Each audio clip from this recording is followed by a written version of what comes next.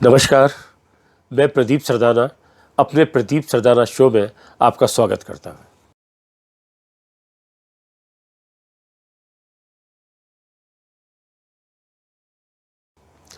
स्वागत करने के साथ मैं इस बार आपको धन्यवाद भी देना चाहूँगा, आपका आभार भी प्रकट करना चाहूँगा, क्योंकि आपने मेरे इस चैनल के पहले एपिसोड को देखने में जिस तरह की दिलचस्पी दिखाई, जिस तरह का श्रेय दिया और उसको सब्सक्राइब किया, लाइक किया, कमेंट्स किए, सुझाव दिए और व्यक्तिगत रूप से भी आपने जिस तरह मुझे अपनी बधाइयाँ भेजी हैं, उस सबसे मैं बहुत खुश हूँ, अभिभूत हूँ।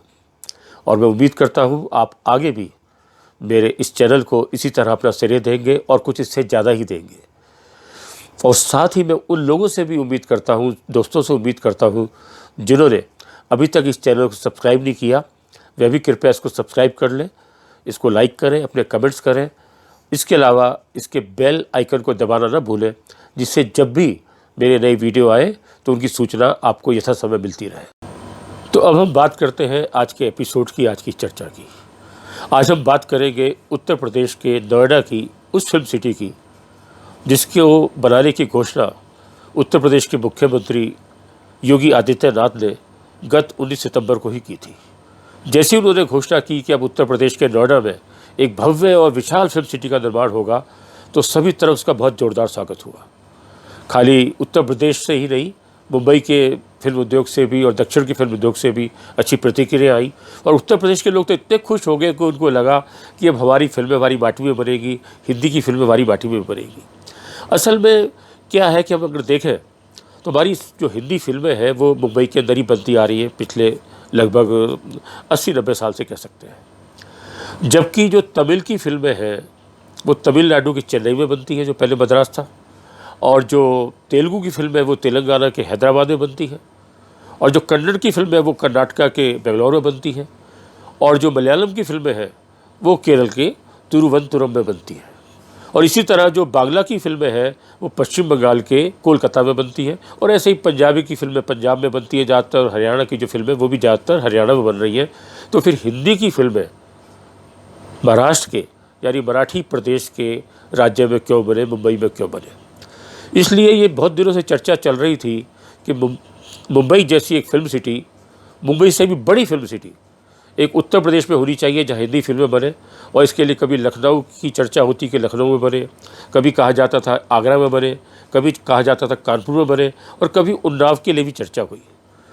लेकिन अब जाकर उत्तर प्रदेश के मुख्यमंत्री ने यह कहा है कि ये नोएडा में बनेगी। और इसके लिए नोएडा के अंदर, नोएडा के एक्सप्रेस वे के अंदर इसकी जगह निर्धारित कर दी है। हालांकि जब उन्होंने घोषणा की थी 19 तारीख को, तो ये लगा था कि ये पता नहीं कब बनेगी, कितने समय बनेगी, अभी तो घोषणा की है और इतनी भव्य और बड़ी फिल्म सिटी की बात हो रही है तो उसको बनने में बरसों लग जाएंगे। लेकिन जैसे ही 19 तारीख को घोषणा की और उसके बाद 22 सितंबर को ही योगी आदित्यनाथ ने लखनऊ के अंदर फिल्म वालों को निमंत्रण दिया कि वो आए और इसमें अपने सुझाव रखें और हम क्या कहना चाहते हैं वो बताएं। तो योगी आदित्यनाथ ने ये बताया कि ये फिल्म सिटी कैसी होगी। और बाकी जो फिल्मकार आए थे जगह जगह से, साउथ से भी आए, मुंबई से भी आए और कुछ और लोग जगह से भी आए, तो उन्होंने भी अपने अपने सुझाव रखे कि ये कैसी होनी चाहिए। और इसके अंदर जहाँ एक और फिल्म निर्माता थे, कई तरह के लोग थे, मतलब खाली फिल्मकार नहीं थे, इसमें फिल्मकार भी थे, गीतकार भी थे, गायक भी थे, कला निर्देशक भी थे, यानी सभी वर्ग के लोग थे। साउथ से जहाँ सौंदर्या को बुलाया, जो वहाँ की बड़ी निर्मात्री भी है और सुपरस्टार रजनीकांत की बेटी भी है। और इसी तरह बाहुबली और बजरंगी भाईजान जैसे फिल्मों को लिखने वाले सुप्रसिद्ध लेखक विजेंद्र प्रसाद को भी इसमें आमंत्रित किया गया।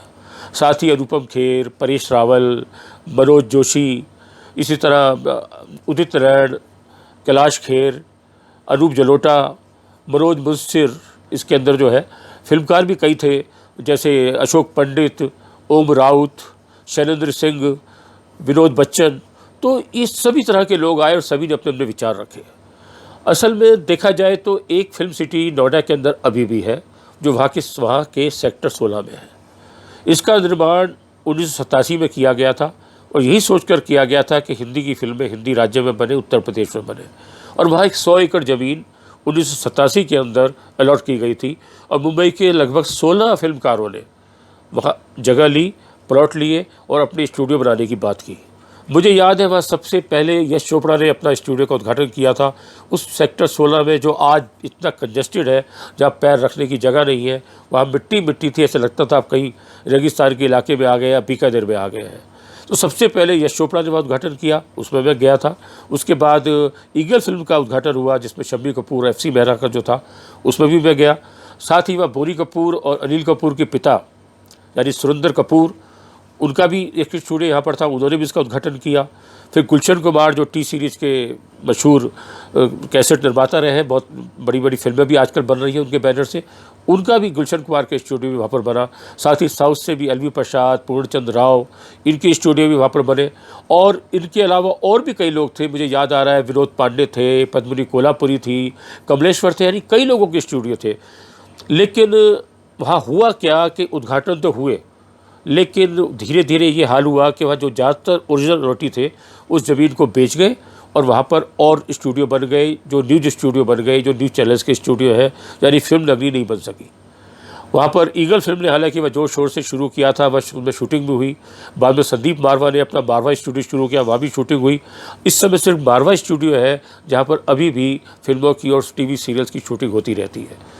जो गुलशन कुमार का स्टूडियो है वहाँ भी कभी कभी फिल्मों की शूटिंग हो जाती है, लेकिन वहाँ भी उन्होंने अपना फिल्म प्रशिक्षण संस्थान खोल दिया है, जिससे वहाँ फिल्मों की शूटिंग कम होती है, लेकिन फिल्मों की गतिविधियाँ होती रहती हैं।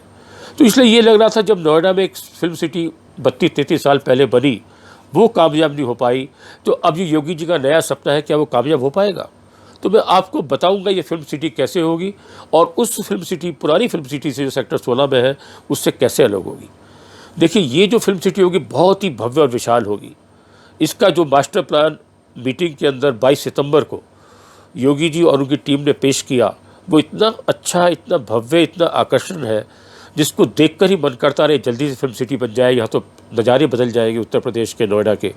वो असल में इसके लिए इन लोगों ने, इनकी टीम ने, उत्तर प्रदेश की जो टीम है, असल में फिल्म बंधु एक संस्था है जो उत्तर प्रदेश के अंदर फिल्म निर्माण की गतिविधियों को पहले भी बहुत प्रोत्साहित करती रहती है, और जो फिल्में उत्तर प्रदेश में बनती हैं, जिनकी शूटिंग उत्तर प्रदेश में होती है, उनको सब्सिडी भी देती है। तो इसलिए यहाँ लगातार काफ़ी फिल्में पिछले दिनों से बनती आ रही है उत्तर प्रदेश के अंदर, जगह जगह के लोकेशन में। कोई लखनऊ में बनती है, जैसे गुलाबो सिताबो भी लखनऊ में बनी, बनारस में बहुत सारी फिल्में बनी।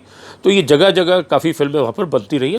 इसके लिए इन्होंने कई फिल्म सिटी जो है देश विदेश के अंदर उनका अध्ययन किया है, जिसके अंदर जहाँ यूनिवर्सल स्टूडियो है, वार्नर ब्रदर्स है, पाइनवुड है, तो ये तो विदेश हो गए। साथ ही हमारे यहाँ की जो फिल्म सिटी है इस समय, नोएडा के अलावा जो 2 बड़ी फिल्म सिटी है जहाँ फिल्मों की गतिविधियाँ बहुत ज़ोर शोर से चलती हैं, एक है मुंबई की फिल्म सिटी, जिसको दादा साहब फाल्के चित्रनगरी कहा जाता है, और एक है हैदराबाद की रामोजी राव फिल्म सिटी।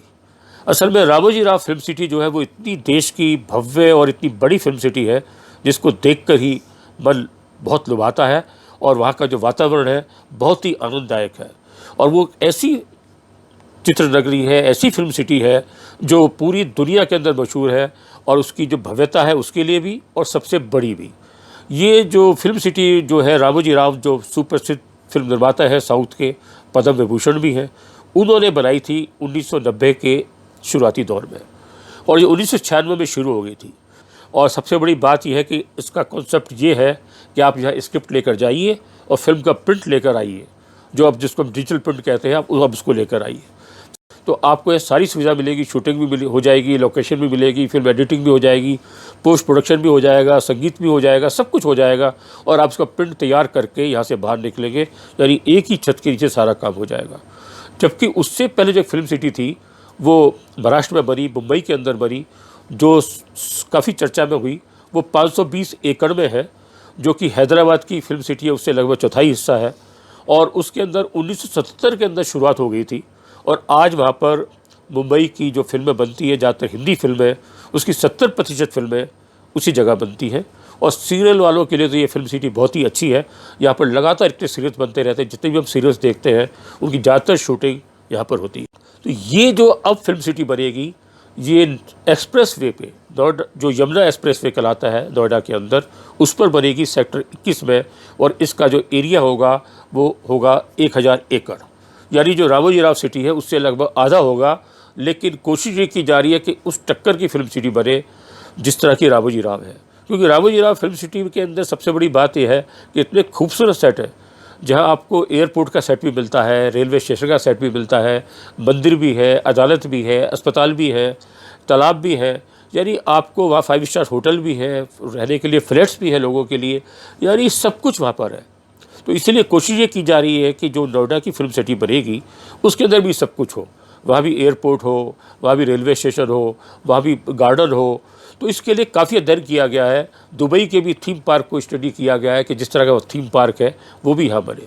तो ये लगता है कि जब ये फिल्म सिटी बनेगी वाकई इतनी खूबसूरत होगी कि ये सभी लोगों के लिए लाभप्रद तो होगी, साथ ही ये पर्यटकों के लिए बहुत बड़ा आकर्षण बन सकेगी।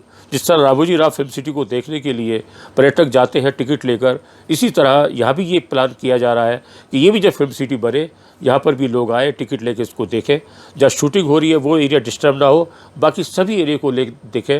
वहाँ पर रेस्टोरेंट्स भी होंगे, काफ़ी ऐसी चीज़ें होंगी जो लोगों को आकर्षित करेगी, तरह तरह के थीम पार्क होंगे और रहने के लिए होटल्स होंगे, 5 स्टार होटल्स होंगे, 3 स्टार होटल्स होंगे, छोटे होटल्स भी होंगे। तो ये लगता है जब ये फिल्म सिटी बनेगी वाकई बहुत अच्छी बनेगी, शानदार बनेगी, जानदार बनेगी। अब सवाल ये होता है कि फिल्म सिटी बनेगी कब, कितना समय लगेगा? क्योंकि रामोजी राव ने जब अपनी फिल्म सिटी बनाई थी तो उन्होंने 5-6 साल के अंदर इस तरह बना दी थी कि वहाँ फिल्म शूटिंग शुरू हो सके। बाद में धीरे धीरे इसको और आगे बढ़ाते गए, उसको डेवलप करते गए। तो कुछ ऐसा ही प्लान उत्तर प्रदेश में भी लगता है। जो उत्तर प्रदेश के गृह सचिव हैं, जो अभी अतिरिक्त मुख्य सचिव सूचना भी थे और जो फिल्म बंधु के अध्यक्ष भी रहे हैं, उनसे जब मेरी बात हुई अविनाश कुमार अवस्थी से, तो अवस्थी साहब ने बताया, मैंने उनसे पूछा बनेगी कब, इसमें तो इतना टाइम लगेगा। तो बोले कि लेकिन हमारी प्लानिंग इतनी ज़ोर शोर से हो रही है कि इस साल के अंत तक इसका पूरा खाका तैयार हो जाएगा। मास्टर प्लान तो काफ़ी हद तक तैयार हो चुका है और पूरा तैयार हो जाएगा ये कैसे बनेगी और इसका वर्क शुरू हो जाएगा। और हम उम्मीद करते हैं कि 5 साल से पहले ही ये फिल्म सिटी शुरू हो जाएगी।